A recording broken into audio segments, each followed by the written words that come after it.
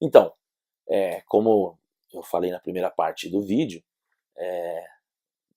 retomando a aula de ontem, esse é mais ou menos o cenário da mudança da década de 60 para a década de 70, em que nós temos o Estado sendo visto como o principal entrave para o desenvolvimento da sociedade norte-americana de maneira mais ampla, né?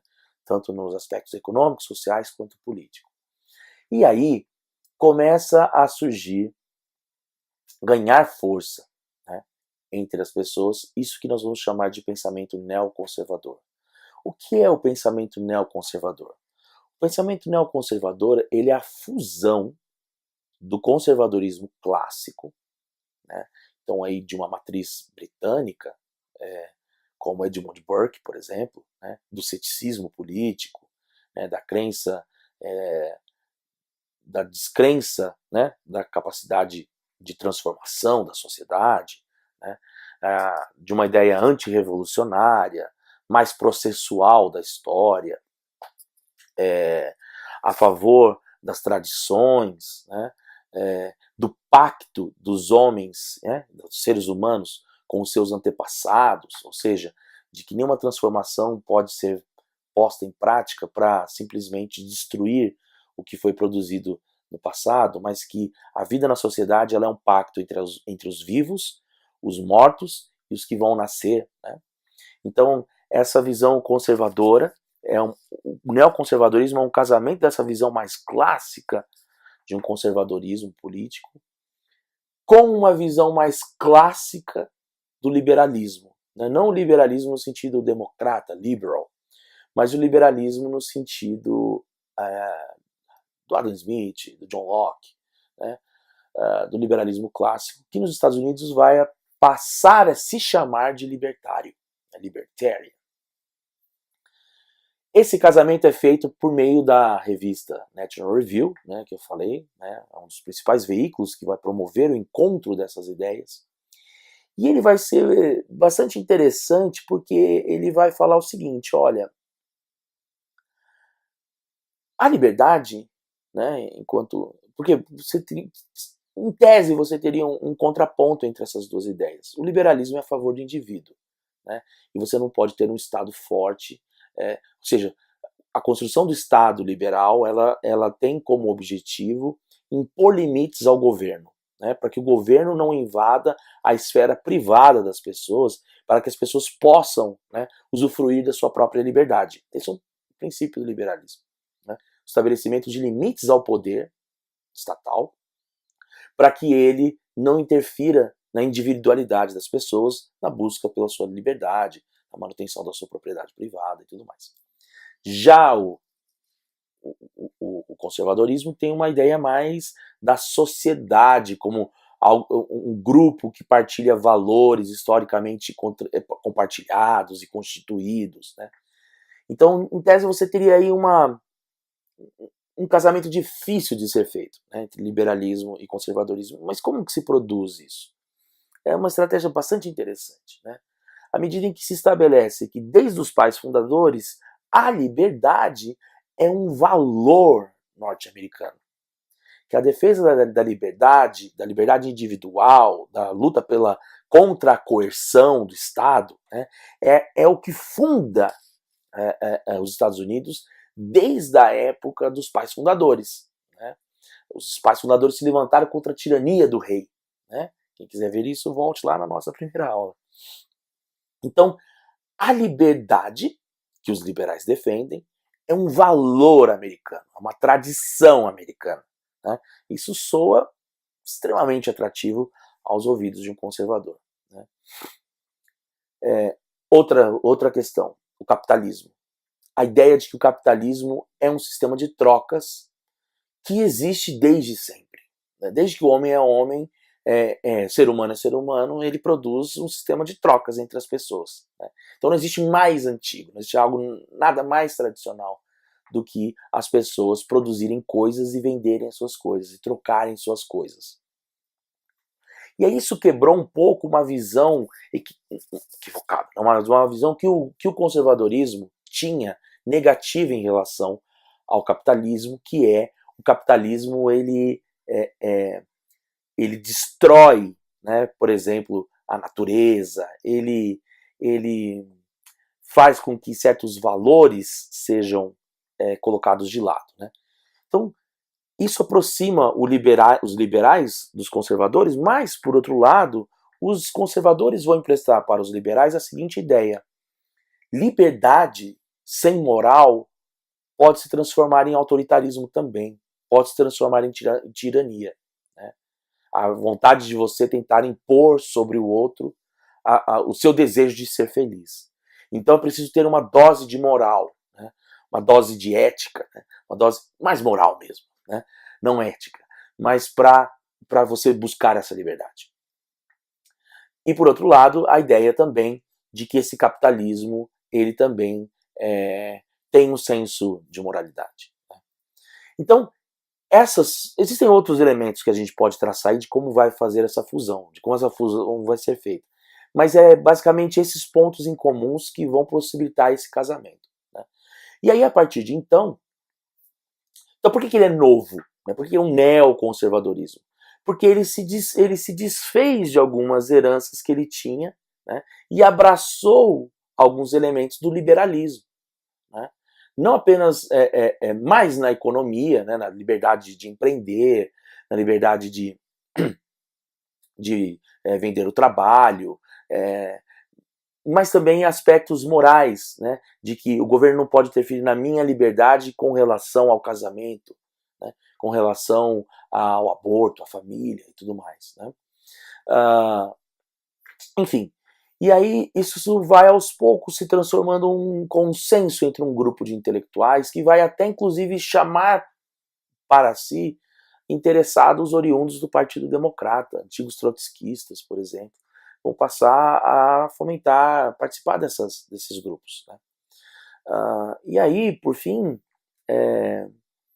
e aí, então ele é novo, é um conservadorismo novo, porque ele abraça esses elementos do liberalismo, né? E fazem com que ele tenha, então ele seja menos cético e ele seja um pouco mais tem um caráter mais de esperança, né? Tem um caráter mais de transformação, né? Uma ideia de que ele consegue mudar a realidade que está ali, no sentido de fazer frear o avanço do Estado sobre si, nem que seja para manutenção de valores tradicionais. E nesse aspecto é interessante, né, esse ponto da esperança e tudo mais, porque aí vai ter um grupo que vai ser fundamental para divulgar as ideias neoconservadoras, que vão ser as igrejas neopentecostais. Esse caráter esperançoso que esse neoconservadorismo tem, ele é um pouco messiânico também, né? E esse messianismo vem também, ele empresta elementos desses grupos religiosos que vão abraçar o neoconservadorismo como sendo representante, né, de uma moral cristã, né? Então, liberdade, livre-arbítrio, né, são palavras que vão ser confundidas, né? A ideia da prosperidade, né, de você ser um camarada que pode ir atrás de dinheiro, faturar, empreender, ficar rico, né, como sendo algo que no sistema capitalista encontra o campo fértil para isso, né, no sistema capitalista, né, no sistema de livre trocas. E você é o campo fértil para que você faça isso, como sendo então um sinal de bênção divina, né? E aí então esses movimentos religiosos vão ser fundamentais para uma popularização desse neoconservadorismo em setores mais populares e mais capilarizados da sociedade norte-americana. Junto a isso, nós temos os chamados think tanks, que eram grupos de estudos, e aí é mais intelectual mesmo, né? Não tem um caráter tão popular no começo, né? Que eram grupos que eram destinados próximos à National Review e de outras revistas que vão surgir, que eram grupos organizados e que tinham como objetivo estudar o liberalismo, estudar e desenvolver, né, transformar esse neocon em algo estruturado, com premissas, né, do que se entende pela vida e tudo mais. E quais são os objetivos políticos, né, e tudo mais. E aí começam a se organizar vários grupos de estudos que vão se estabelecer, então como grupos como Atlas, Cato, que mais? Heritage, enfim, tem uma série de grupos que até hoje existem e que fomentam estudos liberais, né, ao redor do mundo que surgem nesse período para financiar pessoas para que elas passassem a fazer estudos sobre liberalismo, sobre o que estavam se chamando de neoconservadorismo naquela época. E esses grupos vão ter sua fonte de rendimento. Então, você veja só, né? Nas universidades eles não tinham muito campo para atuar ou para desenvolver seu pensamento, porque as universidades elas estavam tomadas muito pelo movimento estudantil de esquerda. Então você tem um pensamento de esquerda dentro das universidades e tudo mais, que pensava o mundo de forma diferente. Tal. Então, esses grupos vão sendo construídos fora das universidades, mas de maneira que desse articulação entre esses vários grupos e que eles pudessem começar a se comunicar melhor com a população. Né? Então, eles vão ganhar, por exemplo, espaço em jornais como o The Wall Street Journal. Né? Eles vão começar a fazer palestras pelos Estados Unidos. Então, você tem a figura do Milton Friedman como um dos convidados de honra. Né? Ele tem várias palestras. Tinha um programa de televisão. Não, Milton Friedman tinha um programa de televisão. Tem vários vídeos que você encontra do Friedman aí no YouTube por conta dessas participações em eventos e palestras com uma plateia gigante, né, aplaudindo e tudo mais. E isso possibilita a construção de uma hegemonia neocon. Então, ali, a grande sociedade talvez marque o final da hegemonia rooseveltiana. E como todo final de uma hegemonia, ela não é da noite para o dia. Ela começa a se desmanchar, mas como ela foi construída culturalmente, ela não cai, né, no chão e quebra. Ela vai se desmontando aos poucos e vai abrindo espaço para que outros grupos comecem a articular. Aí vira um campo aberto para várias discussões. Essa é a ideia da hegemonia. A crise hegemônica é um momento de aflição. Veja o que a gente vive no Brasil hoje. Né? Você tem a crise do lulismo como uma hegemonia, e aí abre-se espaço para a disputa de uma nova hegemonia. E a disputa hegemônica é um momento de aflição. E aí então o neocon precisa de espaços hegemônicos de divulgação do seu pensamento. Olha como a teoria gramsciana ela é legal, porque ela não é só marxista. Né? Ela funciona também do ponto de vista da ciência política.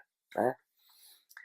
Então, o neocon e esses think tanks, essas palestras, esses jornais, esses programas de televisão e as igrejas vão ser os mecanismos de difusão hegemônica do seu pensamento, ao ponto que, então 68 lá, a crise da hegemonia no grande sociedade, em 78 um presidente democrata começa a implementar reformas de cunho monetarista, fiscalista, que eram a base do pensamento econômico da doutrina neoconservadora. E aí, em 80, o Ronald Reagan se elege presidente já com essa plataforma. Demora uns 2 anos para o governo Reagan começar a dar resultado, e aí deslancha. Né? E aí o crescimento econômico, retomada de emprego e tudo mais, se dá de maneira bastante forte nos Estados Unidos. E o Ronald Reagan vai ser também conhecido como o presidente que conduziu aos Estados Unidos durante o período do fim da Guerra Fria. Mas este é um assunto para a próxima aula. Por hoje é isso.